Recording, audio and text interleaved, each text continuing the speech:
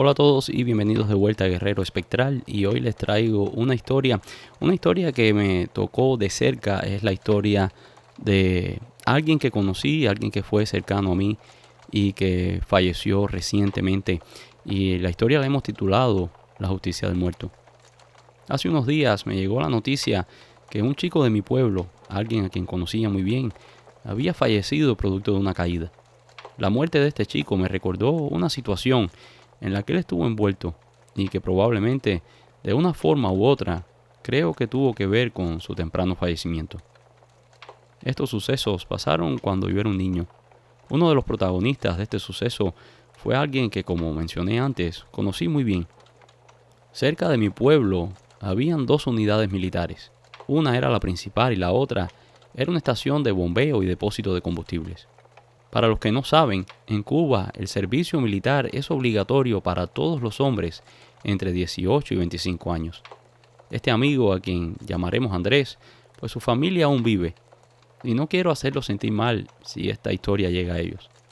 El caso es que, como decía, Andrés estaba pasando el servicio militar obligatorio en una de estas unidades que ya había mencionado, específicamente en la más pequeña, en la unidad de bombeo y depósitos de combustible. En esta unidad militar, los camiones descargaban el combustible y después lo bombeaban a la unidad más grande a través de unas tuberías. En aquella instalación, lo más que habrían serían 4 o 5 guardias que tenían que cuidar del lugar por 24 horas. Andrés tuvo la suerte o la desdicha, como veremos más adelante, de haber sido asignado a aquel lugar. Él estaba muy contento, pues estaba muy cerca de casa, algo que generalmente no era así en aquellos años, pues a la mayoría de las personas de La Habana eran mandados a las provincias centrales o a las orientales, y a las personas de las provincias orientales se les mandaba a Occidente. Andrés hizo muy buenas amistades con los otros muchachos que estaban ahí. La mamá de Andrés muchas veces les llevaba comida, mantas para el frío y otras cosas que le hacían el estar allí un poco más llevadero. Sobre todo la comida. Aquella comida era muy bien recibida, pues las raciones que daba el gobierno para los militares eran casi incomibles.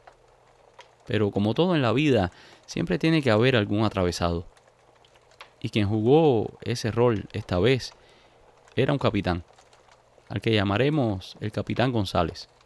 Este hombre era verdaderamente desagradable, un comunista de pies a cabeza, prepotente y un vividor que se aprovechaba de su cargo. La gente verdaderamente lo despreciaba, tanto los guardias de la unidad de bombeo como los de la unidad principal. Nadie soportaba a aquel tipo. El capitán González siempre estaba buscando fallas o supuestas ilegalidades para denunciar a las personas con la seguridad del Estado o con la policía militar. Vamos, que el tipo era todo un chivatón. Era alguien para quien cualquier cosa que se dijera que no fuera el mismo discurso rayado del gobierno era oficialmente un traidor a la patria. El tipo también era conocido por maltratar a los guardias. Todo este problema comenzó un domingo 25 de diciembre, una noche atípicamente fría en el clima tropical de la isla. De los 4 guardias, solamente habían 3 aquella noche, pues uno de los guardias, Sergio, había hablado con los otros 3 chicos para que lo cubrieran por un par de horas, pues su esposa había acabado de dar a luz, y aunque él había pedido permiso para ir a su casa y conocer a su hijo, se le había negado. El chico pensó que como era 25 de diciembre, una fecha festiva, difícilmente alguno de los jefes iría a la unidad. Pero como si Dios o el destino tuvieran algo en contra del chico, a las 8 de la noche se apareció el capitán González para hacer una inspección. Cuando el capitán vio que faltaba uno, montó en cólera, gritó, humilló y le faltó el respeto a todos los que estaban allí.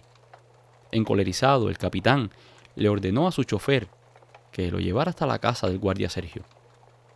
Contaban los vecinos que el hombre llegó como una fiera, dándole patadas a la puerta y con el arma de reglamento desenfundada.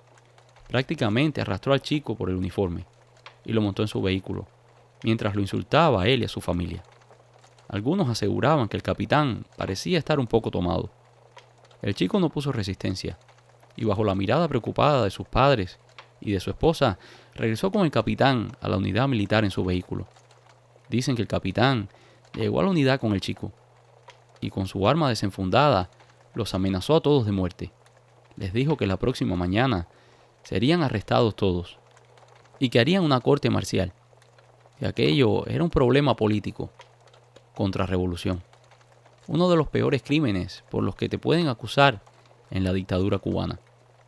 El capitán le ordenó a su chofer que se fuera de ahí, que él se quedaría esa noche con los chicos cuidándolos. El capitán le dijo a cada uno que volviera a tomar sus posiciones y se fue a descansar a una pequeña oficina que había junto a los controles de bombeo. Los chicos estaban verdaderamente asustados.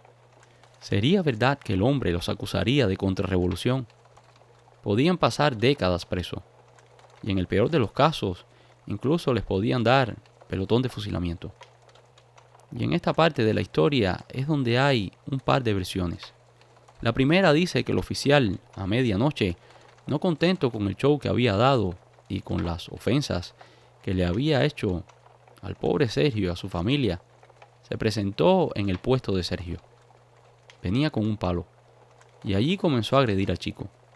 Dicen que Sergio le dijo que si no fuera por los grados militares que ostentaba, le iba a dar una paliza que nunca más en la vida se le iba a olvidar. En un ataque de alarde, el capitán se arrancó los grados de los hombros y le dijo: ahora somos iguales, ven y pelea. Ahí comenzaron a pelear y cuando el capitán vio que estaba perdiendo la pelea, tomó su arma de reglamento y en el forcejeo él mismo se disparó. Al menos esta fue la versión que daría Sergio después.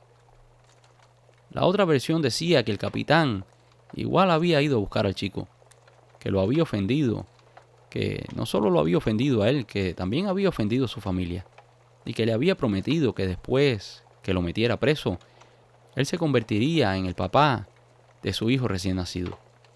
Dicen que Sergio no pudo aguantar la cólera, que agarró su rifle y le disparó al capitán. El caso fue que cuando los compañeros escucharon el disparo, vinieron todos al lugar, y allí se encontraron con una escena escalofriante. El capitán yacía muerto.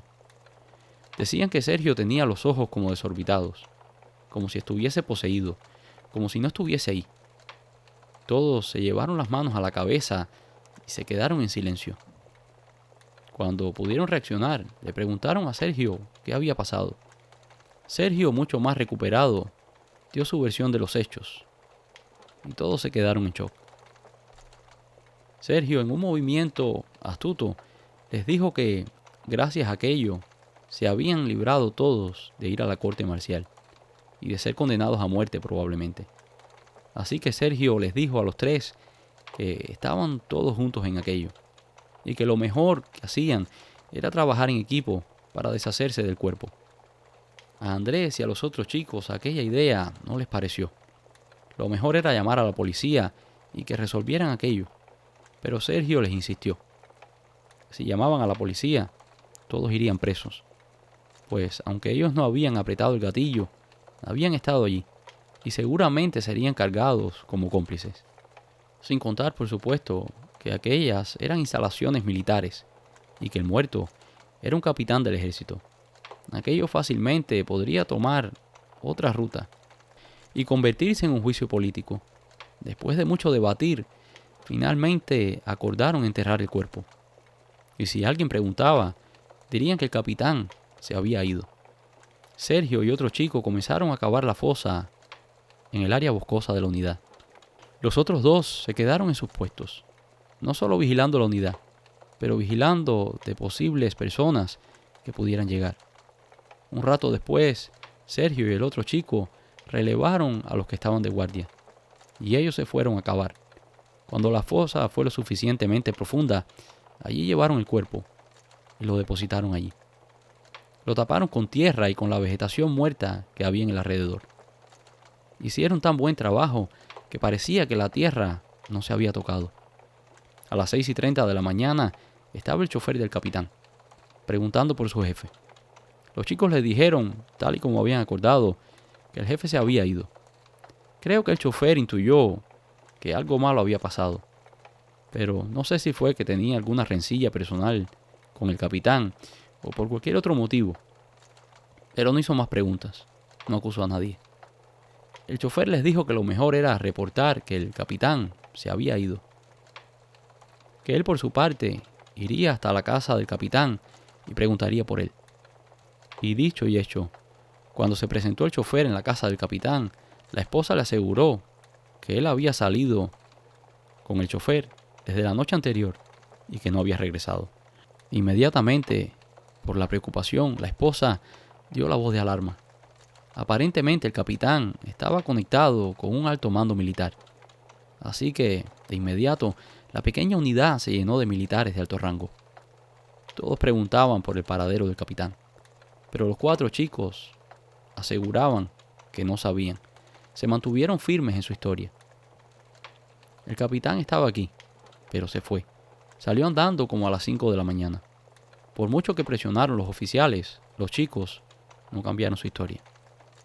No sé si fue uno de los 4 chicos o si fueron rumores del pueblo, que comenzaron a decir que el capitán había abandonado el país, probablemente en una lancha, pues en aquellos años muchas personas abandonaron Cuba en lanchas y en otras embarcaciones, huyendo de la tiranía de la dictadura. Pero la familia del capitán no quería aceptar aquella versión. Era demasiado problemática para alguien que se decía ser un comunista. Y la familia seguía presionando para que buscaran al capitán en la propiedad. Trajeron todo tipo de expertos y de personal capacitado para buscar al capitán desaparecido. Pero el hombre no aparecía. Los altos mandos decidieron detener a los chicos hasta que apareciera el capitán o se esclarecieran los hechos. Los mantuvieron en la prisión por unos 3 meses, pero como no habían pruebas contra ellos, finalmente los tuvieron que dejar libres. Después de aquello, los chicos fueron separados y asignados a nuevas unidades militares. Pasaron casi 2 años y no se sabía nada. Los chicos terminaron su servicio militar, pero cuando se veían en el pueblo, casi ni se saludaban. Pero lo que sí todos comenzaron a notar era que Sergio se veía muy demacrado. Parecía enfermo. Se empezó a decir en el pueblo que el chico estaba teniendo problemas mentales, que más de uno lo vio hablando y que andaba como asustado. Los otros 3 fueron haciendo sus vidas, aunque siempre bajo la vigilancia de los aparatos represores de la dictadura, pues de alguna manera ellos creían que los chicos estaban involucrados en la desaparición del capitán. Después de todo, ellos habían sido los últimos en ver al capitán con vida. Una tarde, mientras todos estaban en la fiesta del pueblo, de forma simultánea, llegó la policía y arrestó a los 3 chicos. Sergio ya estaba en custodia en el hospital psiquiátrico. Según contaban, Sergio había tenido un brote psicótico.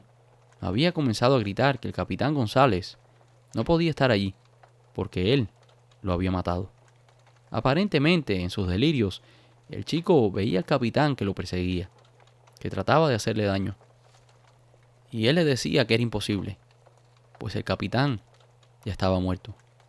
La familia trató de razonar con los militares y con la policía. Les aseguraban que Sergio había perdido la cabeza, que era un brote psicótico y que el chico no estaba diciendo la verdad, que eran nada más que las fantasías de un loco. Pero aparentemente la policía no les creyó, así que tomó en custodia a los otros 3. No se sabe bien lo que pasó, pero hay sospechas de que fueron torturados. Y después de las torturas, decidieron confesar. Uno de ellos les reveló a la policía el lugar del enterramiento. Cuando llegaron las autoridades militares, efectivamente, allí estaba el cuerpo del capitán. El juicio de los chicos fue un evento en el pueblo. Para su suerte, los abogados lograron que el juicio fuera un juicio criminal regular y no fuera la corte marcial. Sergio, aunque no estaba en sus cabales, fue condenado a 40 años y los otros cómplices a 5 años cada uno. La salud de Sergio estaba deteriorada, a tal punto que lo tenían ingresado en el hospital psiquiátrico de Mazorra. Los empleados aseguraban que en las noches algo o alguien venía y lo atormentaba, que algo golpeaba al pobre Sergio. En las mañanas amanecía lleno de moretones. Él aseguraba que era el capitán, que venía a atormentarlo y a castigarlo por lo que había hecho. El personal primero decía que los golpes eran autoinfligidos, Así que lo ataron de pies y manos, pero los golpes no cesaron. El hospital asignó un enfermero para que lo acompañara 24 horas al día, pues la familia decía que no podía ser el mismo, que probablemente era alguien del personal del hospital, tal vez alguien que había infiltrado a los militares. Pero aquella teoría fue descartada rápidamente, pues el enfermero que lo acompañaba fue testigo de la brutal golpiza que le propinó a Sergio una entidad invisible. El enfermero renunció al día siguiente. Sergio no sobrevivió más de un mes después de aquellos eventos. Aparentemente se quitó la vida usando su propia pijama. La muerte de Sergio desencadenó una serie de muertes extrañas. Primero fue uno de los chicos que estaba allí aquella noche. El chico trató de irse del país en una balsa, pero nunca llegó a los Estados Unidos. Ni se encontró su cuerpo, ni regresó a Cuba. El chico está desaparecido hasta el día de hoy. El segundo guardia estuvo involucrado en una pelea y falleció después de haber recibido 2 puñaladas en el corazón. Andrés fue el que vivió más tiempo. Se casó y tuvo un niño. Estaba aparentemente bien, aunque los que lo conocían aseguraban que no dormía bien y que lo atormentaban visiones del capitán. La familia de Andrés practicaba la santería y lo llevaron inmediatamente a que lo revisaran. Hicieron una misa espiritual. Para los que no están familiarizados con la religión yoruba y con la santería, las misas espirituales son rituales que se hacen donde se invoca a un difunto y este difunto toma el cuerpo de un medium y habla a través de él. Es como lo que se conoce aquí en Estados Unidos como un séance o una sesión espírita. Hicieron la misa espiritual para que el capitán hablara. Y dijera qué era lo que quería para dejarlo en paz. Según los presentes en la misa, el capitán dijo que lo habían matado injustamente, que él no atacó a Sergio, que él fue a hablar con él para disculparse, pero Sergio estaba caliente todavía por lo que el capitán le había dicho en frente de su familia, y que por esa misma ira lo mató con su rifle cuando se estaba acercando, que él nunca desenfundó su arma, que él solo quería justicia. Aquello no le gustó a los santeros presentes. Dijeron que el muerto estaba reclamando la vida de Andrés. Hicieron rituales y todo tipo de trabajos espirituales con la esperanza de alejar a aquel ente que quería arrancarle la vida a Andrés. Y por varios años fue efectivo, hasta que recientemente me llegó la noticia de que Andrés había fallecido. Últimamente había encontrado trabajo en una finca. El día de su muerte estaba ayudando a cosechar aguacates. Estaba subido en un árbol muy alto, cuando de pronto resbaló y cayó al vacío. Dicen que la muerte fue instantánea. Para muchos, las 4 muertes no fueron nada más que casualidades aleatorias. No tenían nada que ver con lo que había pasado aquel 25 de diciembre. Pero otros aseguran que aquellas muertes están relacionadas a lo que pasó aquella noche. Y esto es todo por hoy. Espero que hayan disfrutado de esta historia. Si lo hicieron, déjanos un like. Y si no lo has hecho todavía, por favor, suscríbete. Muchas gracias y nos vemos en el próximo video.